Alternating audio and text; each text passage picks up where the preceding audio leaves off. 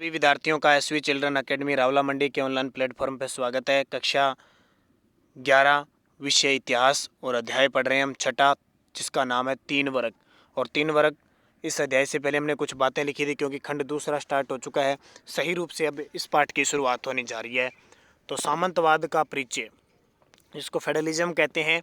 इतिहासकारों द्वारा सामंतवाद शब्द का प्रयोग मध्यकालीन यूरोप के आर्थिक, विधिक, राजनीतिक और सामाजिक संबंधों का वर्णन करने के लिए किया जाता रहा। यह जर्मन शब्द फ्यूड से बना है, जिसका अर्थ है एक भूमि का टुकड़ा, और यह एक ऐसे समाज को इंगित करता है जो मध्य फ्रांस और बाद में इंग्लैंड और दक्षिणी इटली में भी विकसित हुआ।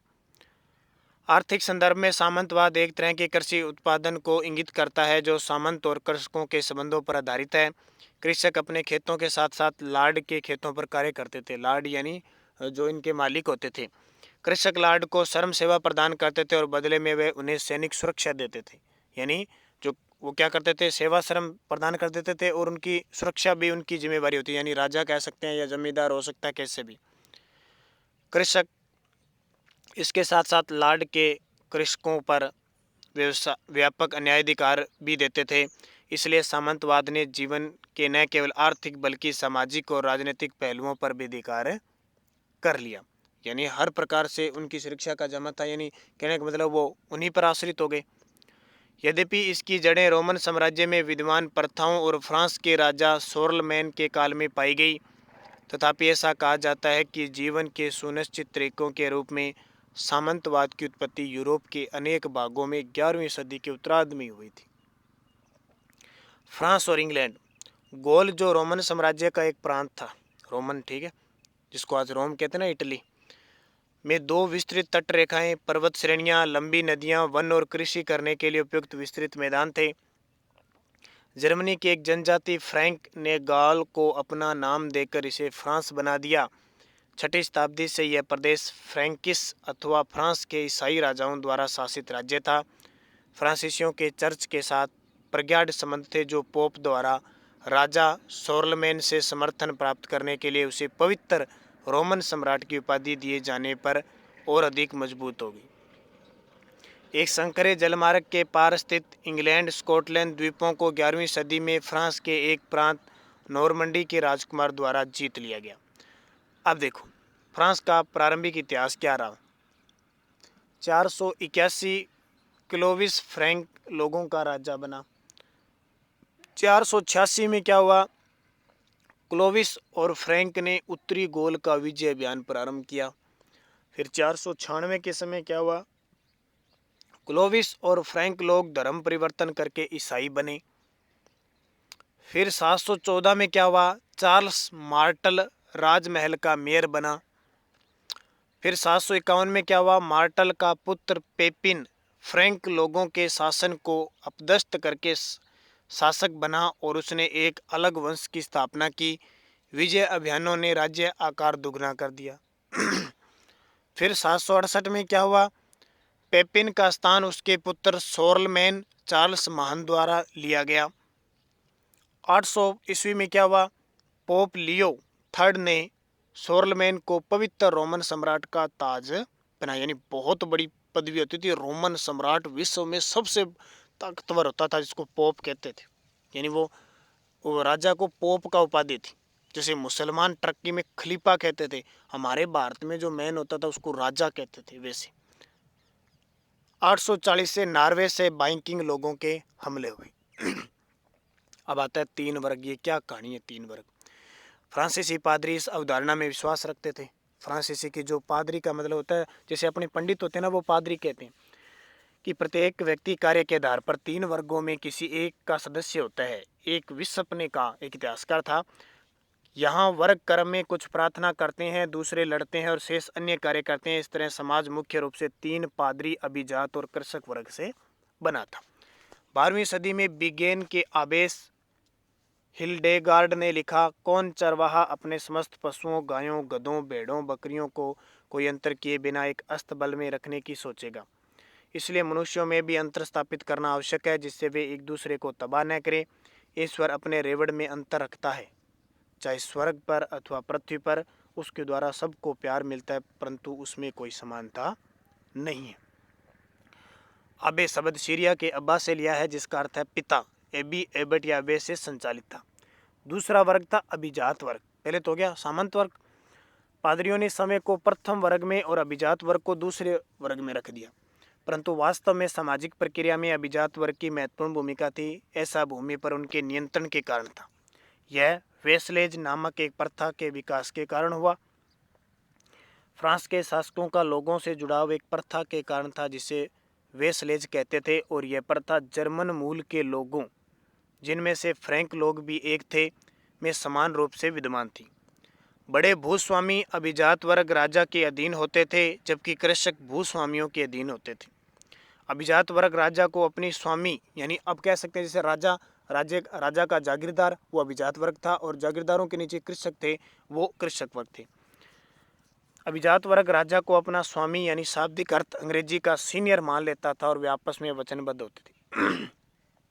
सीनियर यानी लार्ड एक ऐसे शब्द से निकला जिसका अर्थ था रोटी देने वाला, यानी दास की रक्षा करता था, और बदले में वह उसके प्रति निष्ठावान रहता था। इन संबंधों में व्यापक रीति रिवाजों और शपथों का विनिमय शामिल था, जो कि चर्च में बाइबल की शपथ लेकर की जाती थी। इस समारोह में दास को उस भूमि के प्रतीक के रूप में, जो उसके मालिक द्वारा लिखित अधिकार पत्र या एक छड़ी या केवल एक मिट्टी का डाल दिया जाता था। अभिजात वर्ग की एक विशेष हैसियत थी, उनका अपनी संपदा पर स्थायी तौर पर नियंत्रण था। वे अपनी सैन्य क्षमता बढ़ा सकते थे, वे अपना समय का न्याय लगा सकते थे, यहाँ तक कि अपनी मुद्रा भी प्रचलित कर सकते, यानी मुद्रा भी चला सकते थे। ये चित्र देखो, फ्रांसीसी अभिजात शिकार पर जाते हुए। अभिजात वर्ग की एक विशेष ये आ गया, वे अपनी भूमि पर बसे सभी व्यक्तियों के मालिक थे। वे विस्तृत क्षेत्रों के स्वामी थे, जिनमें उनके घर, उनके निजी खेत, जोत और चरागाह, उनके असामी कृषकों के घर और खेत होते थे। उनका घर मैनर कहलाता था। उनकी व्यक्तिगत भूमि कृषकों द्वारा जोती जाती थी, जिनको आवश्यकता पड़ने पर युद्ध के समय पैदल सैनिकों के रूप में कार्य करना पड़ता था। जब जरूरत पड़े ना युद्ध की, तो ये जो किसान वर्ग होते थे ना, जो भूमि जोते थे बड़े बड़े लोगों की, उनको सैनिक भी बना दिया जाता था, पैदल सैनिक। एक घोड़े वाले होते हैं, एक हाथी वाले होते हैं, अलग अलग, और साथ ही साथ अपने खेतों पर भी काम है करना पड़ता था। अब मैनर की जागीर, लार्ड का अपना मैनर भवन होता था। वह गाँव पर नियंत्रण रखता था। कुछ लार्ड अनेक गाँव के मालिक थे। किसी छोटे मैनर की जागीर में दर्जन भर, बड़ी जागीर में 50 या 60 परिवार हो सकते थे। प्रतिदिन के उपभोग की प्रत्येक वस्तु जागीर पर मिलती थी, यानी जागीर पर किसी वस्तु के बदले या फिर उसका ऋण चुकाना होता था, या कोई काम करना पड़ता था। अनाज खेतों में उगाए जाते थे। लोहार और बढ़ई लार्ड के औजारों की देखभाल और हथियारों की मरम्मत करते थे, जबकि राजमिस्त्री उनकी इमारतों की देखभाल करते थे। औरतें वस्त्र कातती और बुनती थी, और बच्चे लार्ड की मदिरा संपीड़क में कार्य करते थे। जागीरों में विस्तृत अरण्य भूमि और वन होते थे, जहाँ लार्ड शिकार करते थे। उनके यहाँ चरागाह होते थे, अनेक पशु और घोड़े चरते थे। वहाँ पर एक चर्च और सुरक्षा के लिए एक दुर्ग होता था। जैसे 13वीं सदी के इंग्लैंड के मैनर की एक जागीर, ये देखो, ये इतना था, अकेला घर था, इतना बड़ा सारा कुछ, यानी उसके अंडर में था ये इतना। 13वीं सदी से कुछ दुर्गों को बड़ा बनाया जाने लगा, जिससे वे नाइट के परिवार का निवास बन सके। वास्तव में इंग्लैंड में नॉर्मक विजय से पहले दुर्गों की कोई जानकारी नहीं थी। इनका विश्वास सामंत प्रथा के तहत राजनीतिक, प्रशासन और सैनिक शक्ति के केंद्रों के रूप में हुआ। मैनर कभी भी आत्मनिर्भर नहीं हो सकते थे उन्हें, क्योंकि नमक, चक्की का पाट और धातु के बर्तन बाहर के स्रोतों से प्राप्त करने पड़ते थे। ऐसे लार्ड जो विलासी जीवन बिताना चाहते थे और महंगे साजो सामान, वाद्य यंत्र, आभूषण खरीदना चाहते थे, जो स्थानीय जगहों पर उपलब्ध नहीं होते थे, ऐसी चीज़ों को उन्हें दूसरे स्थानों से प्राप्त करना पड़ता था। अब नाइट क्या चीज़ है? 9वीं सदी से यूरोप में स्थानीय युद्ध प्राय होते रहते थे। पहले युद्धों का माहौल चलता ही रहता था। शौकिया कृषक सैनिक प्राय नहीं थे, और कुशल अवसेना की आवश्यकता थी, यानी कुशल अश्व सेना, घोड़े की सेना। इसने एक नए वर्ग को बढ़ावा दिया, जो नाइट्स कहलाते थे। वे लार्ड से उसी प्रकार संबंधित थे जिस प्रकार लार्ड राजा से संबंध था। लार्ड ने नाइट को भूमि का एक भाग, जिसे फीफ कहा गया, दिया, उसकी रक्षा करने का वचन दिया। फीफ को उत्तराधिकारी में पाया जा सकता था।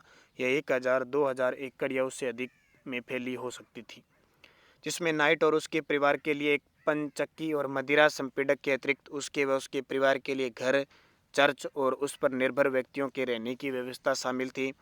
सामंती मैनर की तरह फीक की भूमि को कृषक जोतते थे। बदले में नाइट अपने लॉर्ड को एक निश्चित रकम देता था और युद्ध में उसकी तरफ से लड़ने का वचन देता था। अपनी सैन्य योग्यताओं को बनाए रखने के लिए नाइट प्रतिदिन अपने समय बाड़ बनाने, घेराबंदी करने और पुतलों से रण कौशल और अपने बचाव का अभ्यास करने में निकालते थे। इन स्पेशल युद्धों के लिए तैयार किए जाते थे। कहने का मतलब, नाइट अपनी सेवाएं अन्य लार्डों को भी दे सकता था, पर उसकी सर्वप्रथम निष्ठा अपने लार्ड के लिए ही होती थी। 12वीं सदी से गायक फ्रांस के मैनरों में वीर राजाओं और नाइट्स की वीरता की कहानियां गीतों के रूप में सुनाते हुए घूमते रहते थे, जो अंशतः ऐतिहासिक और अंशतः काल्पनिक होती थी। उस काल में जब बहुत अधिक संख्या में पढ़े लिखे लोग नहीं थे और पांडुलिपियां भी अधिक नहीं थी। पांडुलिपि होती है हाथ से लिखने वाले। ये घुमक्कड़ चारण बहुत प्रसिद्ध थे, घूम फिरने वाले चारण होते थे। अनेक मैनर भवनों के मुख्य अक्ष के ऊपर एक संकरा छज्जा होता था, जहाँ मैनर के लोग भोजन के लिए एकत्रित होते थे। यह एक गायक दीर्घा होती थी, जो कि संगीतज्ञों द्वारा अभिजात वर्ग के लोगों का भोजन करते वक्त मनोरंजन के लिए बनी थी। अब प्रथम वर्ग पादरी वर्ग। कैथोलिक चर्च के नियम, यानी जो चर्च होते थे ना, चर्च का मतलब जैसे अपने मंदिर, गुरुद्वारे, मस्जिद है ना, वैसे ही ईसाई धर्म का चर्च होता था। तो चर्च होता था, उसमें जो यानी पंडित वगैरह होते उसको पादरी कहते थे। राजा द्वारा दी गई भूमियाँ थी जिनसे वे कर उगा कर सकते थे, इसलिए एक शक्तिशाली संस्था थी जो राजा पर निर्भर नहीं थी। कैथोलिक चर्च के अपने नियम थे, राजा द्वारा दी गई भूमियाँ थी जिनसे वे कर उगा कर सकते थे, इसलिए यह एक शक्तिशाली संस्था थी जो राजा पर निर्भर नहीं थी। पश्चिम चर्च के अध्यक्ष पोप थे जो रोम में रहते थे। पश्चिम चर्च के जो अध्यक्ष थे वो पोप थे, और पोप सबसे राजा से भी शक्तिशाली थे। यूरोप में ईसाई समाज का मार्गदर्शन बिशपों और पादरियों द्वारा किया जाता था, जो प्रथम वर्ग के अंग थे। अधिकतर गांव में अपने चर्च हुआ करते थे, जहां पर प्रत्येक रविवार को लोग पादरी के धर्मोपदेश सुनने और सामूहिक प्रार्थना करने के लिए इकट्ठा होते थे। प्रत्येक व्यक्ति पादरी नहीं हो सकता था, जैसे कृषि दास पर प्रतिबंध था। शारीरिक रूप से बाधित व्यक्तियों पर और स्त्रियों पर भी प्रतिबंध था। जो पुरुष पादरी बनते थे वे शादी नहीं कर सकते थे। धर्म के क्षेत्र में बिशप अभिजात माने जाते थे। बिशपों के पास भी लॉर्ड की तरह विस्तृत जागीर थी और वे शानदार महलों में रहते थे। चर्च को एक वर्ष के अंतराल में कृषक से उसकी उपज का 10वां भाग लेने का अधिकार था, जिसे टीथ कहते थे, यानी किसानों से कर लिया जाता था। अमीरों द्वारा अपने कल्याण और मरणोपरांत अपने रिश्तेदारों के कल्याण हेतु दिया जाने वाला दान भी आय का एक स्रोत था। चर्च के औपचारिक रीति रिवाज की कुछ महत्वपूर्ण रस्में सामंती कुलीनों की नकल थी। प्रार्थना करते वक्त हाथ जोड़कर और सिर झुकाकर घुटनों के बल झुकना नाइट द्वारा अपने वरिष्ठ लॉर्ड के प्रति वफादार की शपथ लेते वक्त अपनाए गए तरीकों का नकल था। इसी प्रकार ईश्वर के लिए लॉर्ड शब्द का प्रचलन एक उदाहरण था, जिसके द्वारा सामंती संस्कृति चर्च के उपासना कक्षों में प्रवेश करने लगी। इस प्रकार अनेक सांस्कृतिक सामंती रीति रिवाजों और तौर तरीकों को चर्च की दुनिया में अपना लिया गया। भिक्षु, ठीक है, भिक्षु की कहानी क्या है, इसको हम यहाँ देखिए। चर्च के अतिरिक्त कुछ विशेष श्रद्धालु ईसाइयों की एक दूसरी तरह की संस्था थी। कुछ अत्यधिक धार्मिक व्यक्ति पादरियों के विपरीत, जो लोगों के बीच में नगरों और गांवों में रहते थे, एकांत जिंदगी जीना पसंद करते थे। वे धार्मिक समुदायों में रहते थे जिन्हें एबी या मोनेस्ट्री मठ कहते थे, जो अधिकतर मनुष्य की आम आबादी से बहुत दूर होते थे।